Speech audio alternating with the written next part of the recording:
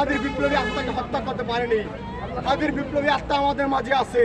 আমরা এখান থেকে বলে দিতে চাই, এই বাংলাদেশে আওয়ামী লীগের রাজনীতি করার অধিকার নেই। আওয়ামী লীগ ব্যাক করে আমাদের লাশের উপর দিয়ে ব্যাক করতে হবে। লাশের উপর দিয়ে ব্যাক করতে হবে। খুনি লীগের আস্তানা।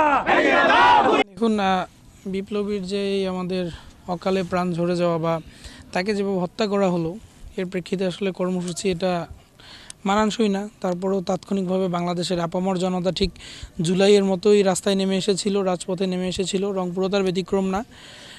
আমরা আগামীকালকে আমাদের শহীদ হাদি ভাইয়ের জন্য একটি প্রোগ্রাম রেখেছি, আর তার জন্য গায়েবানা জানাজা, এবং সেই গায়েবানা জানাজার পর রংপুরে আপামর ছাত্র জনতার পক্ষ থেকে আমরা একটি শোক র্যালি করব। এটাই আমাদের আপাতত প্রোগ্রাম, এবং শুধুমাত্র আমরা দোয়া চাই যে ভাই জান্নাতবাসী হোক, এবং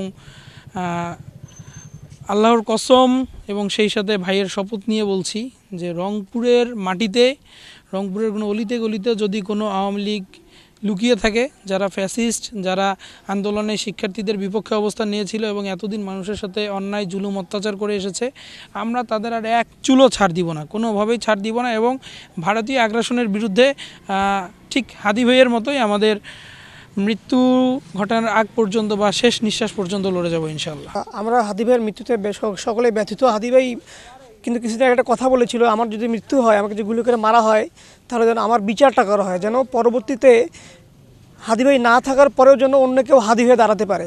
তো হাদি ভাইকে যারা মারলো, আমরা রংপুরের ছাত্র জনতা বলতে চাই, তাদের সর্বোচ্চ শাস্তি না হওয়া পর্যন্ত আমরা মাঠ থেকে উঠবো না। এবং আরেকটা কথা, যারা ফ্যাসিবাদ ছিল, যারা 24শে গণঅভ্যুত্থানে গণহত্যা চালিয়েছে, তাদের আমরা বিচার চাই, এবং সেই বিচার নির্বাচনের আগে করতে হবে। যদি না করা হয়, তাহলে আমরা যারা জুলাইয়ে ছিলাম, রাস্তায় ছিলাম, যারা আমরা আমাদের আন্দোলন এখনও চালাচ্ছি, আমরা আমাদের আন্দোলন বিচার না হওয়া পর্যন্ত আমরা চালিয়ে। দেখুন, আপাতত আমাদের দৃষ্টিভঙ্গি থেকে আমাদের আসলে কথা বলার মতো শক্তি নেই।